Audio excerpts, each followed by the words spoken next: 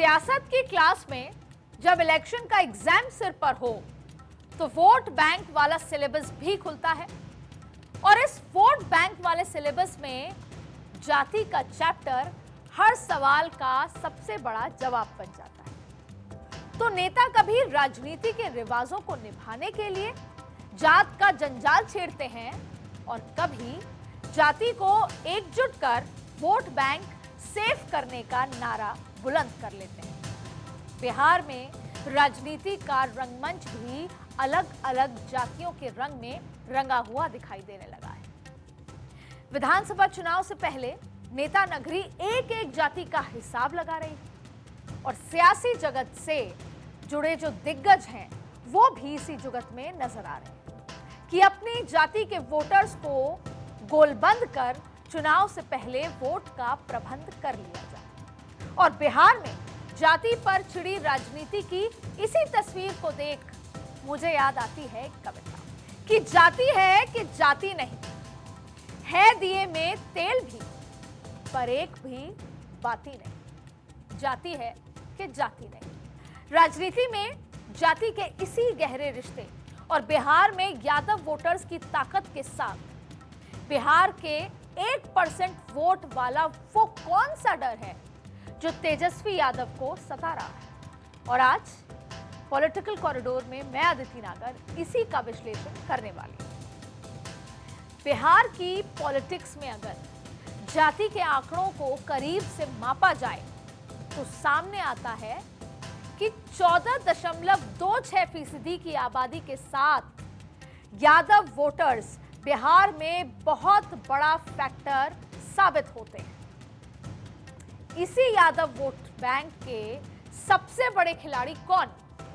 लालू यादव को हमेशा माना जाता है, लेकिन इस बार बिहार में यादव वोटर्स पर दावेदारी करने वाले बहुत से किरदार हैं जिनकी राजनीति का पहिया यादव मतदाता के इर्द गिर्द ही घूमता हुआ नजर आ रहा है। मसलन तेजस्वी यादव जो लालू यादव की विरासत को लेकर बिहार में सरकार बनाने के सपने संजोए हुए हैं और 2020 में भी संजो रहे थे। तब भले ही वो एक युवा नेता के चेहरे के लिहाज से आगे बढ़ रहे थे, खुद लालू यादव ने पोस्टर से खुद को बाहर कर लिया था, लेकिन अब जब 2025 है, इस बार लालू यादव प्रदेश अध्यक्ष भी हैं और खुद तेजस्वी यादव लालू यादव की उस विरासत को आगे बढ़ाने में लगे हुए हैं और 50+ पर भी फोकस कर रहे हैं। तेजस्वी यादव के अलावा उनके भाई तेज प्रताप यादव भी हैं जो लालू की विरासत के साथ ही मैदान में नजर आते हैं। ये बात और है कि लालू तेजस्वी को ही अपना उत्तराधिकारी घोषित कर चुके हैं। लालू परिवार के साथ पप्पू यादव भी इस राजनीति से जुड़े एक अहम किरदार है। अब ऐसे तो लालू के पुराने साथी रह चुके हैं, लेकिन लालू से सियासी अदावत भी किसी से छुपी नहीं है, जो अब तक भी नजर आ रही है। जब वो राहुल गांधी पटना पहुंचे तो वो मंच की सीढ़ियों पर ही रुक गए, उनको रोक दिया गया था और ये अदावत आज भी चल रही है। पप्पू यादव जमीन पर एक्शन लेने में भरोसा रखते हैं। छात्रों की बात करनी हो, कोविड हो या फिर वक्फ, तमाम मुद्दों पर जमीन पर उतरकर संघर्ष करते हैं और बिहार की जनता का जो मसला है, परेशानी है, उसको अपना मसला बताते हैं। लिहाजा तेजस्वी के लिए बड़ी चुनौती। अब दूसरी तरफ आपको नित्यानंद राय हैं, उनकी बात करते हैं, जो बिहार में बीजेपी का सबसे बड़ा यादव चेहरा माने जाते हैं और आरजेडी को झटका देकर अजीत यादव को पिछले महीने बीजेपी में शामिल कर चुके हैं।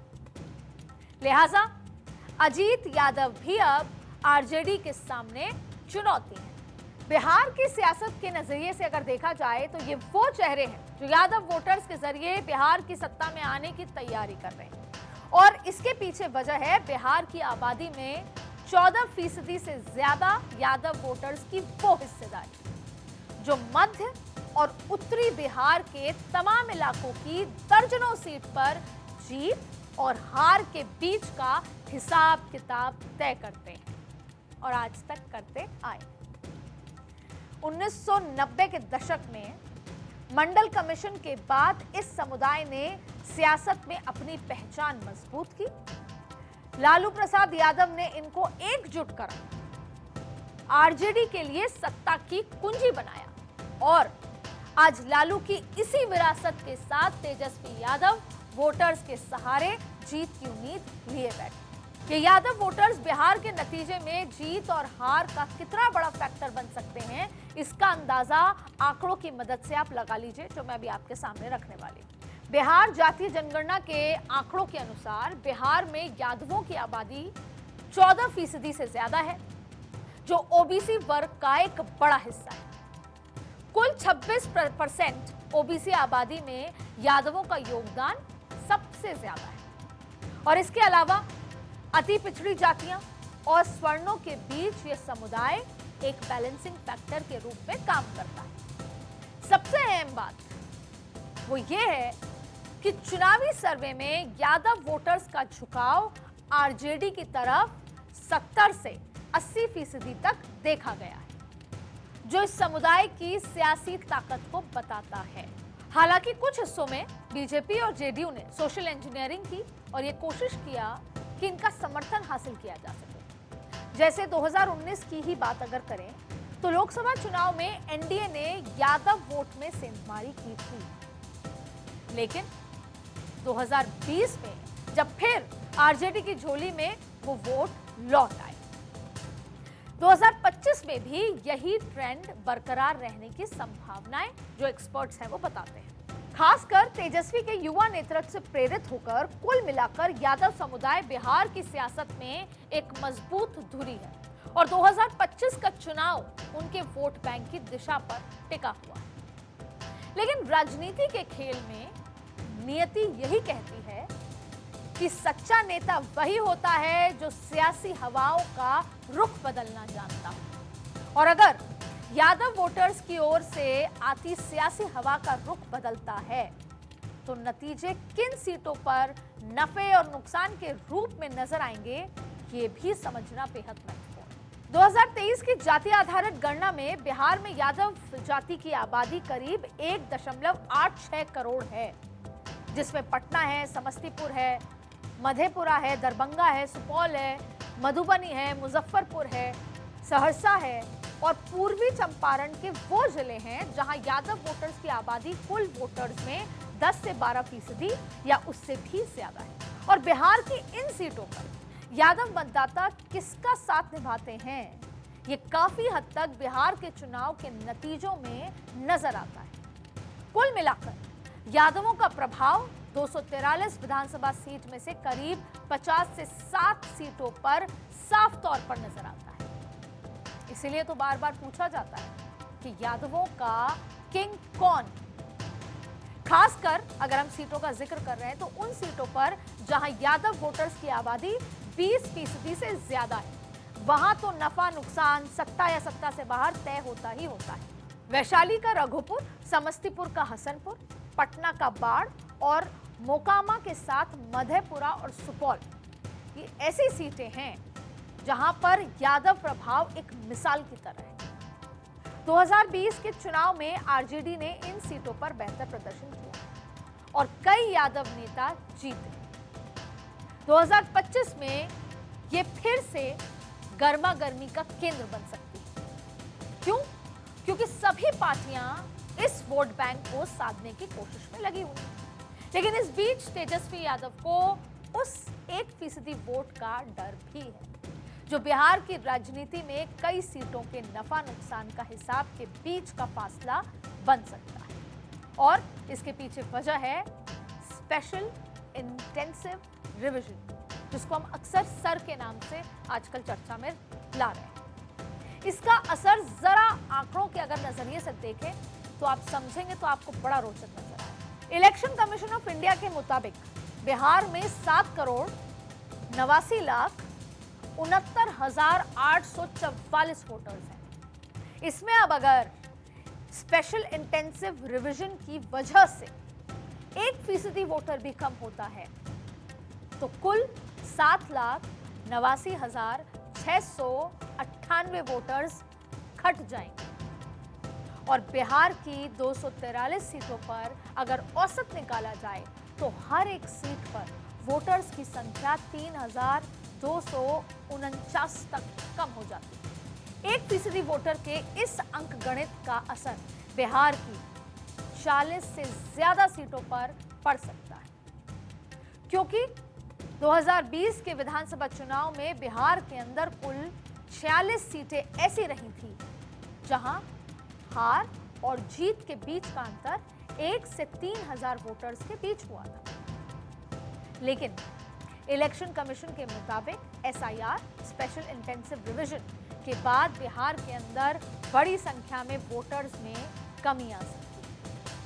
और इसके पीछे वजह है चुनाव आयोग का वो सर्वे जो बिहार की बड़ी तस्वीर पेश कर रहा है।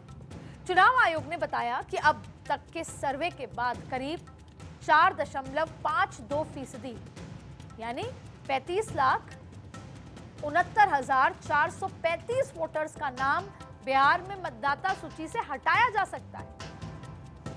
और इसके पीछे वजह है 1.59% यानी कि 12,55,620 वोटर्स मृत पाए गए। और इसी तरह 2.2% वोटर्स बिहार छोड़ चुके हैं और 0.73% जो वोटर्स हैं उनका नाम एक से ज्यादा जगह पाया गया, यानी जो 35,69,000 वोटर्स कम हो रहे हैं उसके पीछे वजह आई है आंकड़े जो मैंने अभी आपको समझाए। अब इसी तरह अगर वोटर्स के नाम लिस्ट से बाहर जाते हैं तो इसका असर आने वाले विधानसभा चुनाव पर पड़ेगा ही पड़ेगा, क्योंकि वोटर लिस्ट से मतदाताओं के नाम कटने पर विपक्ष की चिंता का कारण करीबी लड़ाई वाली जो मार्जिन की लड़ाई होती है, जिसमें मार्जिन कम होता है, उन सीटों पर साफ तौर पर दिखाई देने वाला है। और इसके पीछे वजह क्या है, इस पर जरा गौर करिए। 2020 के विधानसभा चुनाव की अगर बात करें तो बिहार की कुल 243 सीटों में से 11 सीट ऐसी रहीं जहां हार जीत का अंतर केवल 1,000 वोट से कम का था। और इसी तरह 35 सीटें ऐसी थी जहां 3,000 से कम वोट ने हार और जीत का फैसला किया।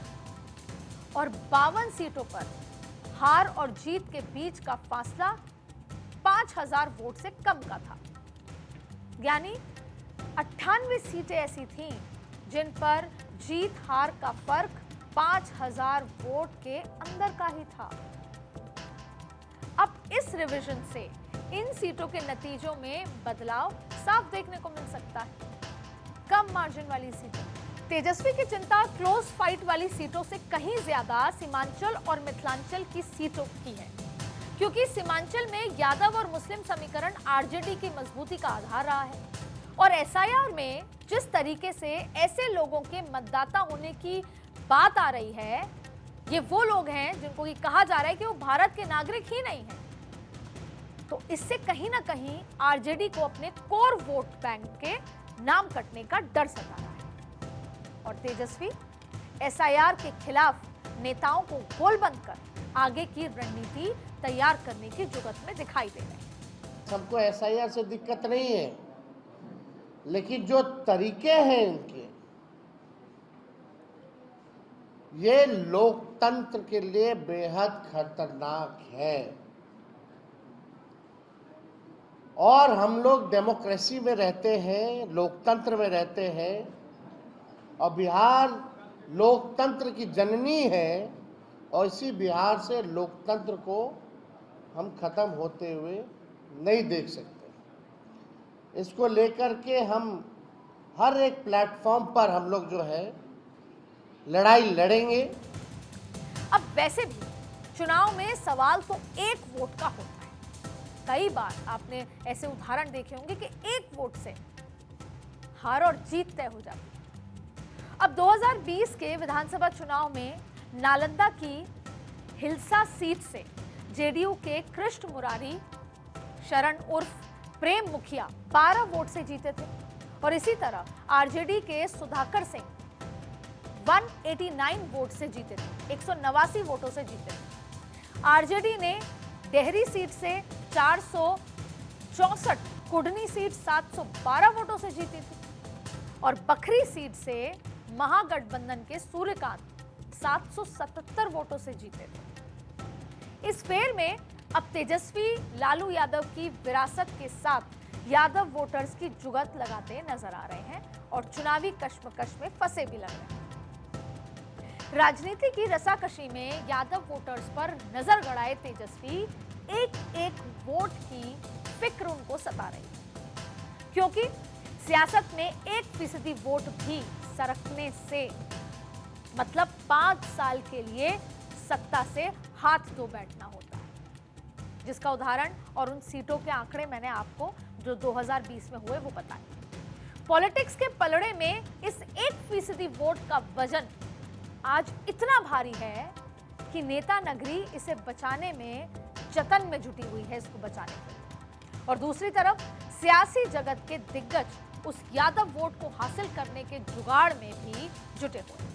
वैसे भी इस बार बिहार में विधानसभा चुनाव में दबदबा बेशक युवा नेताओं का होगा, लेकिन सियासत जात पात से ऊपर उठेगी, इसकी उम्मीद नजर नहीं आती। तेजस्वी यादव हो या फिर चिराग, सम्राट चौधरी हो, पुष्पम प्रिया चौधरी या फिर संतोष कुमार सुमन, अपनी अपनी जातियों की डोर कसकर पकड़ के ये नेता बिहार का मुस्तकबिल लिखने को बेकरार है।